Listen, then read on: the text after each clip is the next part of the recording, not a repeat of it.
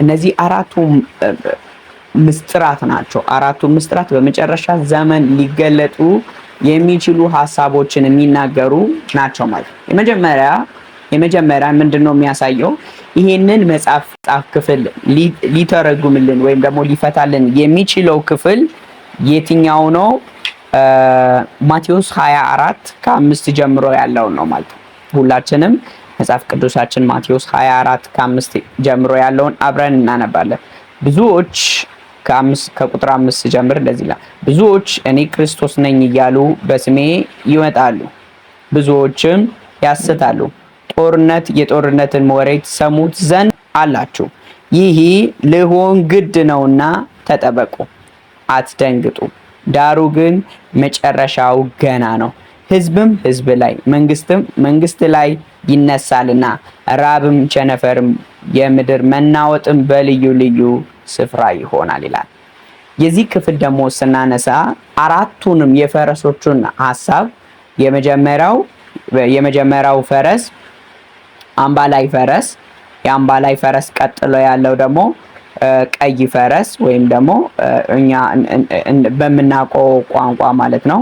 እንደዛ ሶስተኛ ጉራቻ ፈረስ፣ ከዛ የአራተኛና የመጨረሻ ደግሞ ይሄ ሐመራዊ ፈረስ የምንለው የነዚህ አራቱን ፈረስ ሐሳቦችን ማቴዎስ 24:5 ላይ ግልጽ አድርጎ ያስቀምጣል ማለት ነው። ማቴዎስ 24:5 ስለነዚህ ሲናገር አንድ ትኩረት ልንሰጣቸው የሚገቡ ቃላቶች አሉ ማለት ነው። የመጀመሪያው እኔ ክርስቶስ ነኝ እያሉ ይመጣሉ ይላል። እኔ ክርስቶስ ነኝ እያሉ ይመጣሉ። ይሄንን ማስመር አለብን። እኔ ክርስቶስ ነኝ፣ ክርስቶስ አይደሉም ግን እኔ ክርስቶስ ነኝ ብሎ ይመጣሉ ይላል። የመጀመሪያ ሁለተኛው ሐሳብ ጦርና የጦርን ወሬ ትሰማላችሁ ይላል። ጦርና የጦርን ወሬ ትሰማላችሁ ይላል።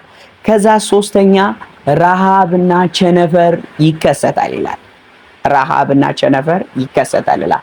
አራተኛ ደግሞ መናወጥ በልዩ ልዩ ስፍራ ይሆናል ይላል። ስለዚህ አራቱም አሁን ያነሳዋቸው ሐሳቦች አራቱም ፈረሶችን ይወክላሉ። የመጀመሪያው ምንድነው የሚለው?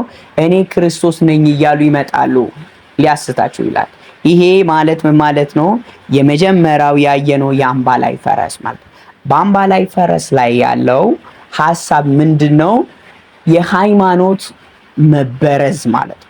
ሃይማኖት እንዴት ነው የሚበረዘው? ጌታ ኢየሱስ ክርስቶስ ወደዚች ምድር ሲመጣ አንድ ሃይማኖት፣ አንድ ትምህርት፣ አንድ መጽሐፍ ቅዱስ፣ አንድ ጥምቀት ነው ያስቀመጠ ማለት ነው። ግን ሃይማኖት የበዛበት ዋና ምክንያት ምንድነው ብትሉት የመጀመሪያው ውድቀት ማለት ነው። ይሄ ማለት ያ አንደኛው ማዕተም ሲፈታ የመጀመሪያው የተከሰተ ምንድነው ብትሉት የሃይማኖት መበረዝ ማለት ነው። ሃይማኖት መበረዝ ከምንድነው የመጣ? እኔ ክርስቶስ ነኝ የሚሉት ወይም ደግሞ አስተምሮቶቹን በመቀየር የመጣ ትምህርት ነው ማለት ነው። ሁለተኛው ማህተም በፈታ ጊዜ ሁለተኛው እንስሳ መጥተ እይ ስል ሰማሁት ይላል። ይሄ ደግሞ ስንት? ራእይ 6:3 ላይ ማለት ነው። ማህተሙ ይሄኛው ቀዩ ፈረስ ደግሞ ምንድነው የሚያሳየው ብትሉት ከዛ ቁጥር 6 ላይ እንደዚህ ይላል። ማቴዎስ 24:6 ላይ ጦርንምና የጦርንም ወሬ ትሰሙታላችሁ። ቀዩ ፈረስ ጦርነትን ያውጃል ማለት ነው። የጦርነት ዘመን የሚያሳየው ማለት ነው። ጦርነት የሚመጣበት ዘመንን የሚያሳየው ይናገራል ማለት ነው።